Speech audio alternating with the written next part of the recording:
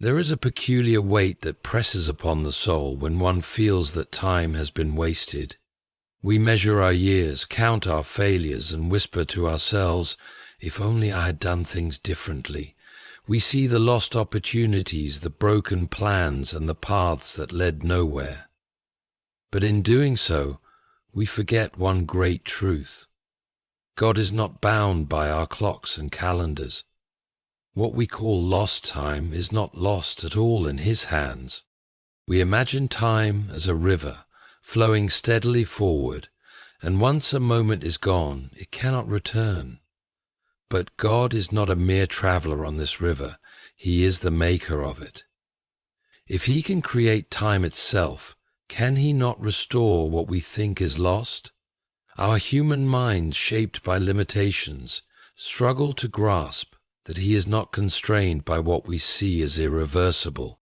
Think of a gardener who finds his plants withered after a harsh winter. To the untrained eye, the loss seems final, but he knows better. With the right care, with nourishment and patience, life will bloom again. So it is with God. What looks like ruin to us is simply the ground being prepared for something greater. Perhaps you feel that your best years are behind you, that you have strayed too far, waited too long, or made too many mistakes. But do you not see? The author of time Himself stands ready to redeem every moment you thought was wasted. He does not merely offer comfort. He offers restoration. He takes the broken pieces of our lives and weaves them into a masterpiece we could not have imagined. Worrying over the past is like gripping sand too tightly. It slips through our fingers faster. But faith in God is different. It does not demand that we erase our past, but that we surrender it. We must learn to trust that even our detours, our regrets, and our failures can be repurposed for something meaningful. Let us then live not in despair, but in hope. The God who can turn darkness into light, who can bring the dead to life, can surely restore what you fear is lost. The time you thought wasted may yet be the foundation for something greater. So do not mourn what was. Trust in what still can be. For in God's hands, nothing is truly lost. The illusion of lost time. Time, as we experience it, moves forward in a steady and unrelenting march. We mark it in years, months, and days, believing that once a moment has passed, it is forever beyond our reach. We hold regrets over past decisions, feeling as though opportunities have vanished like smoke, leaving us powerless to reclaim what is lost. This is the illusion under which many labor, the belief that time is a finite resource that, once spent, cannot be recovered. Human beings are bound by the structure of time. We see childhood give way to youth, youth fade into adulthood, and adulthood inevitably surrender to old age. Because of this, we often perceive time as something fragile, slipping away faster than we can grasp it. When a person feels they have wasted years, whether through poor choices, unfortunate circumstances, or unforeseen delays, there is a temptation to believe that those years are gone forever. It is common to hear phrases such as, "If only I had started sooner," or "It's too late for me now." These statements arise from a fundamental misunderstanding of what time truly is in the hands of God. God, unlike His creation, is not subject to time. He is not merely an observer, watching as seconds and minutes unfold. He is the creator and sustainer of time itself. To Him, past, present, and future are not separate compartments, but a singular whole. He does not experience time as we do, nor is He limited by it. If time were an unchangeable line drawn on a page, then human regrets would indeed be final. But in God's reality, time is not a barrier. It is a tool in His hands, capable of being shaped and redirected according to His will. When we feel that time has been lost, it is often because we have measured it according to our own expectations rather than God's design. We look at our peers who seem to have achieved more, who have followed the right path, and we conclude that we have fallen behind. We believe there is a fixed schedule for success, a specific window in which things must happen, and once that window closes, the opportunity is gone forever. This is the illusion that traps many in despair. They compare their journey to that of others and convince themselves that their delay is a failure rather than considering that God's timing may be different from their own. Consider the farmer who sows seeds in the spring. He expects to see a harvest by the autumn, and when the cold of winter arrives, he assumes the time for growth has passed. But what if the seed was meant to grow in a different season? What if the apparent barrenness of winter was not a sign of failure, but rather preparation for a richer, more abundant harvest in the future? This is how we often misinterpret the movement of time in our own lives. We assume that because something has not happened according to our schedule, it never will. We fail to consider that what seems like a delay may actually be God's plan unfolding in a way we do not yet understand. Another reason people struggle with the illusion of lost time is the weight of past mistakes. When we reflect on poor decisions, missed opportunities, or wasted years, we often feel an overwhelming sense of guilt. We believe that our failures have permanently altered the course of our lives, that there is no way to recover what was lost. But to think this way is to underestimate God's power. He is not limited by human failure. Just as an artist can take a broken piece of clay and reshape it into something beautiful, so too can God take what we see as wasted time and turn it into something purposeful. There are countless examples throughout history of individuals who believed their best years were behind them, only to find that God had greater things in store. A man who loses years in rebellion or apathy may find that those very experiences equip him with wisdom to help others in similar struggles. A woman who believes she has wasted her youth may discover that her later years hold a purpose she never could have fulfilled earlier. The illusion of lost time blinds people to the possibility that even the past can be redeemed. One of the greatest deceptions is the belief that God only works within the limits of human time. Many assume that if they have not accomplished something by a certain age, then they never will. But Scripture and history alike reveal that God is not confined by such boundaries. He called Moses to lead his people at an age when most would consider their life's work finished. He gave Sarah a child when she had long abandoned hope of motherhood. He restored Job's fortunes after his suffering, giving him more than he had before. These are not mere stories. They are reminders that time is never truly lost when it is placed in God's hands. Instead of measuring time according to worldly standards, one must learn to see it through the lens of divine purpose. If a person has spent years wandering, those years can still be used to bring wisdom and growth. If one has endured delay, that delay can serve as preparation rather than punishment. Even the most painful experiences, the ones that seem like wasted chapters in the book of life, can be rewritten by the author of time himself. The illusion of lost time is just that, an illusion. Time is not slipping away uncontrollably, nor is it wasted beyond redemption. In God's hands, time is a canvas, and every moment, no matter how seemingly lost, can be used to create something meaningful.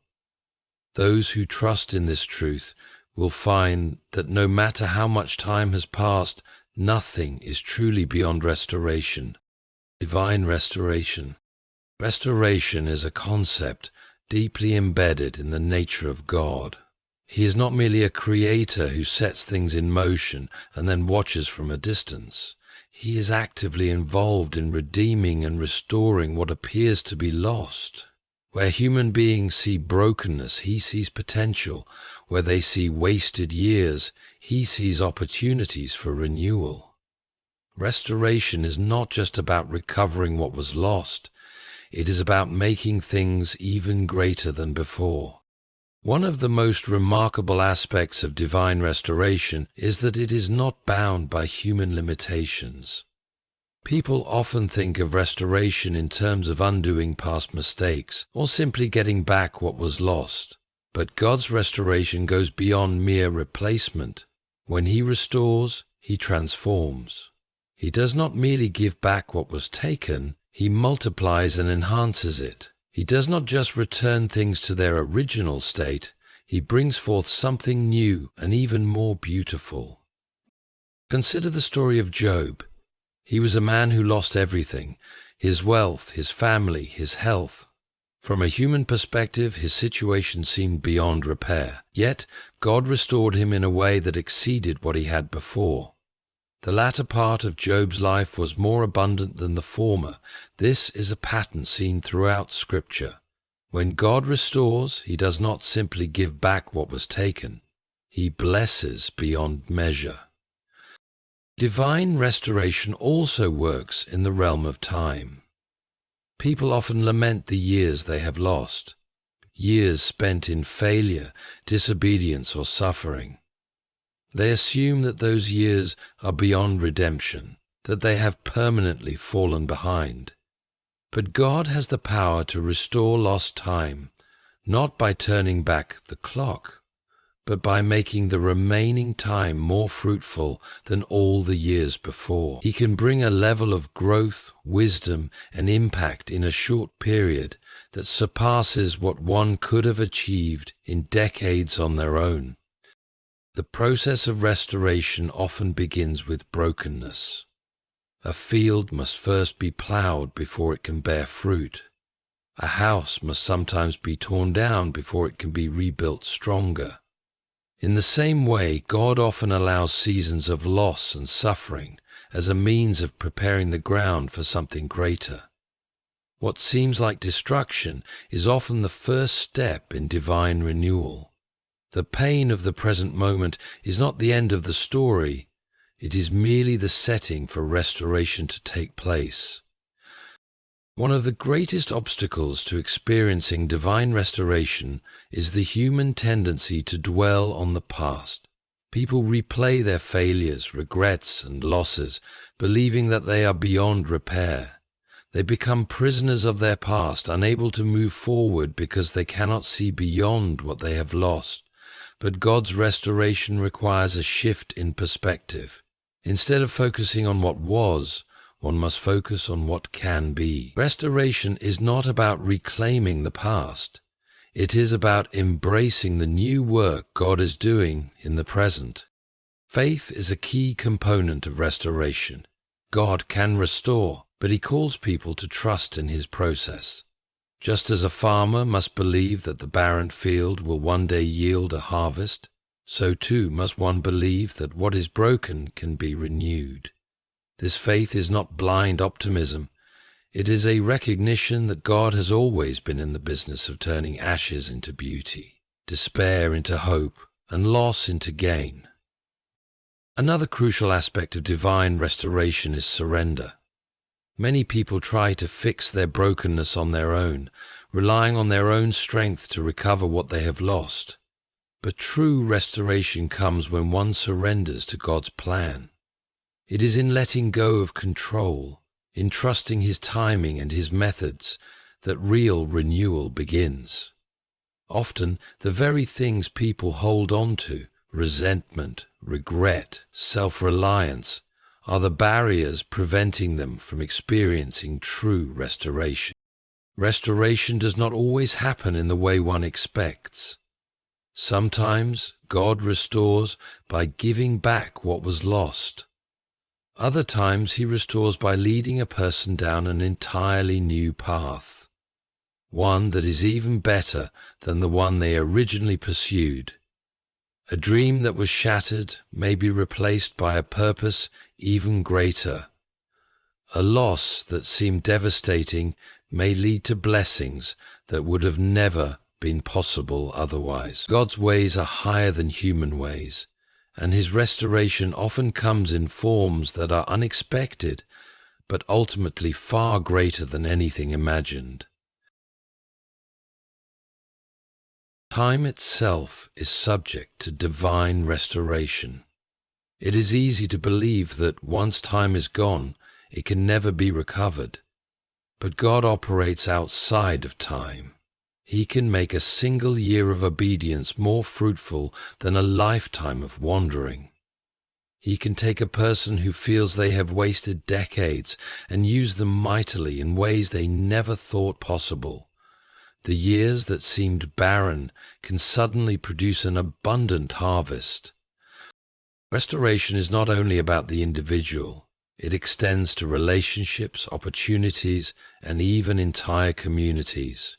Broken friendships can be healed, lost callings can be reignited, and shattered lives can be rebuilt. No situation is beyond the reach of God's restoring power. He is able to take even the most painful circumstances and bring something good out of them. What seems impossible to humans is never impossible for Him. Divine restoration is not an abstract concept. It is a reality that has been demonstrated time and time again. It is a reminder that nothing is truly lost when placed in God's hands. What appears to be broken beyond repair can be made whole again, and what seems wasted can be transformed into something of great value. It is never too late for restoration, for in God's economy, nothing is beyond redemption. The purpose of delay. Delay is often perceived as a hindrance, an unwelcome obstacle that stands between a person and their desired outcome. It produces frustration, anxiety, and sometimes even despair. People set timelines for their lives, expecting certain achievements by a specific age, and when things do not go as planned, they assume something has gone wrong. But delay is not always a sign of failure. Often, it is an essential part of preparation. Human beings are naturally impatient. They live within the confines of time and measure progress in days, months, and years. When progress seems slow, they assume they are wasting time. However, what they call delay, God may call refinement. He is not concerned with mere speed, but with depth, maturity, and purpose. A person may desire an outcome immediately, but if they are not yet ready to handle it, that blessing could become a burden rather than a gift. Consider the growth of a tree. A seed is planted in the soil, but no visible progress is seen for a long time. Beneath the surface, however, roots are spreading deep, anchoring the tree for the storms it will one day face. If the tree were to grow too quickly without strong roots, it would not withstand the wind and rain. In the same way, people often do not see the internal growth that delay produces. They assume nothing is happening when, in reality, they are being strengthened for what lies ahead. Delay is also a means of protection. People may believe they are ready for something when in truth they are not. There are unseen dangers that only God is aware of, and He may withhold certain opportunities until the time is right. A person may be eager to enter a business venture, a relationship, or a leadership role, but if they lack the wisdom, patience, or resilience necessary to sustain it, what was meant to be a blessing could lead to destruction. The delay in such cases is not a punishment, but a safeguard. There is also a refining process that occurs in seasons of waiting. Delay reveals a person's character, exposing impatience, pride, and self-reliance. In moments of waiting, a person is forced to confront their own limitations and dependence on God. It is easy to trust when everything is happening quickly, but true faith is tested in the silence, in the unanswered prayers, in the seasons when nothing seems to move. It is in those moments that perseverance is built, humility is developed, and dependence on God becomes real rather than theoretical.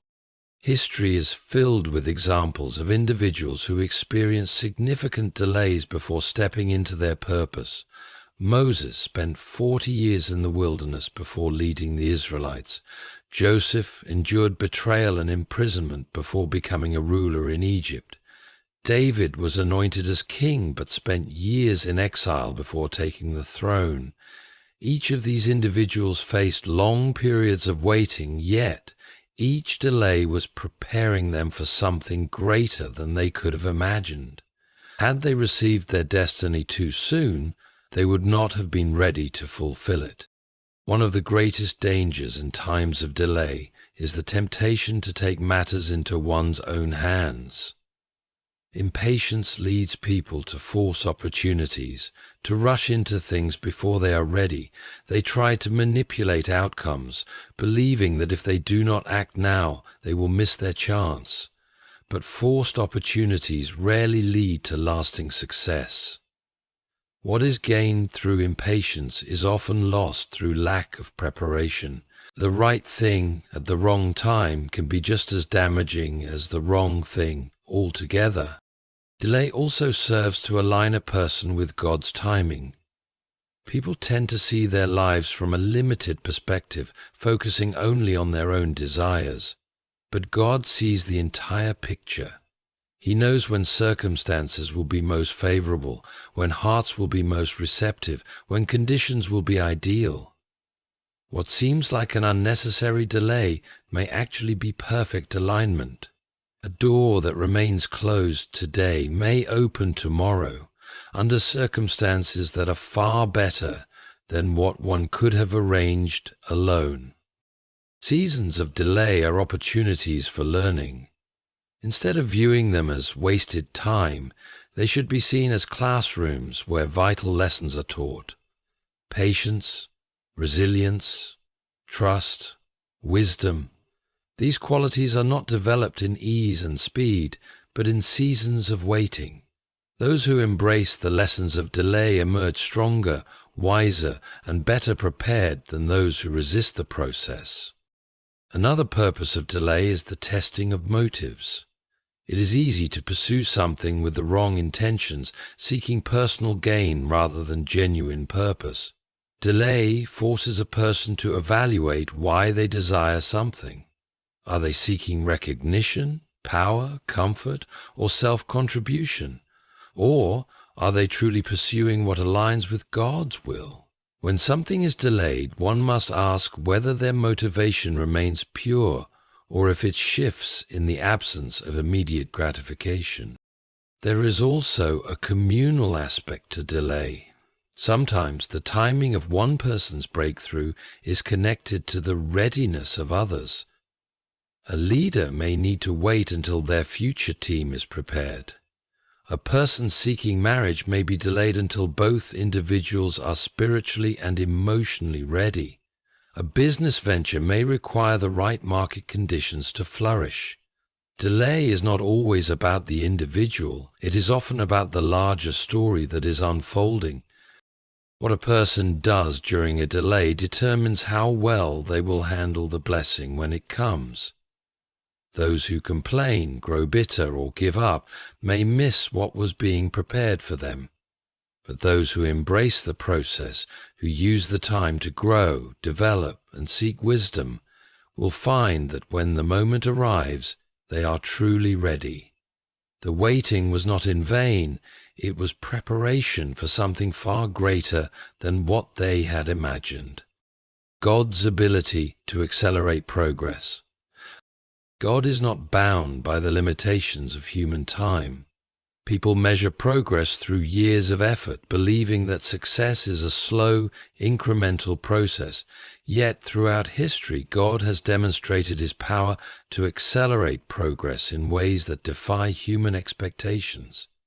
What should take years, He can accomplish in moments. What seems impossible due to lost time, He can restore with a single command. Acceleration is a divine principle seen in creation. A farmer plants a seed and expects it to grow according to natural time. Yet there are moments when growth defies expectation, when a barren tree suddenly flourishes, when a dry land receives rain and transforms overnight.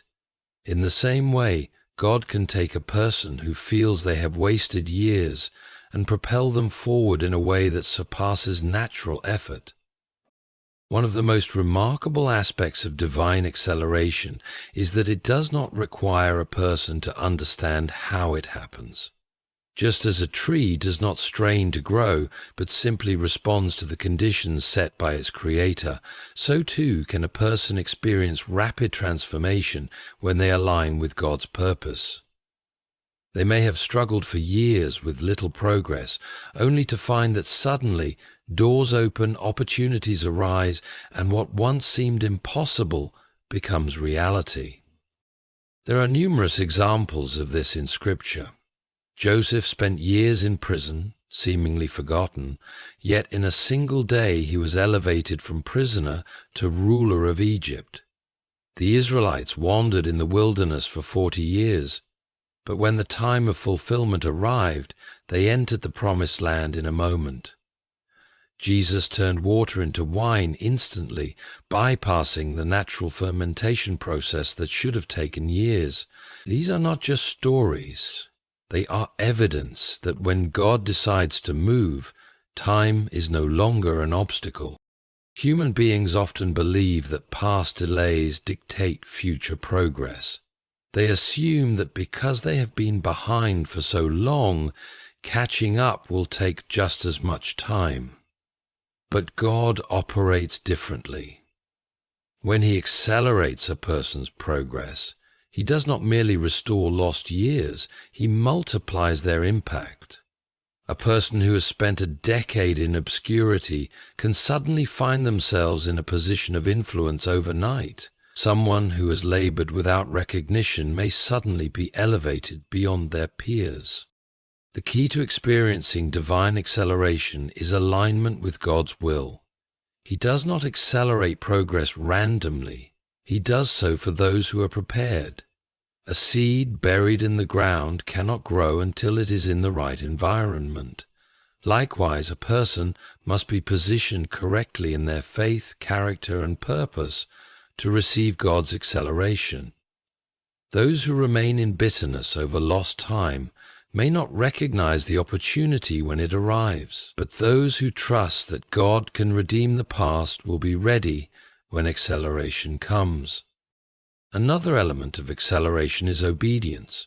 God may call a person to take a step that seems insignificant, yet that step is the catalyst for rapid progress. Moses lifted his staff and the Red Sea parted. The widow poured her last bit of oil and it multiplied. The disciples cast their nets on the other side of the boat and they caught more fish than they could carry. These acts of obedience led to instant breakthroughs. God's acceleration is not about cutting corners or skipping essential growth. It is about bringing a person to their destination in the most effective way. What others may take decades to achieve through struggle, God can grant in a moment when the time is right. But He does so in a way that ensures the person is ready to sustain the blessing. One of the greatest barriers to acceleration is the mindset of limitation. People believe they must follow a linear path, progressing step by step according to human expectations. But God does not require years of slow advancement to bring a person into their purpose. When He moves beyond human reasoning. The idea that success must be gradual is a human construct. God is not limited by such constraints. There are moments in life when progress feels stagnant, as though nothing is changing despite years of effort. Yet, in those very seasons, God may be preparing the foundation for acceleration.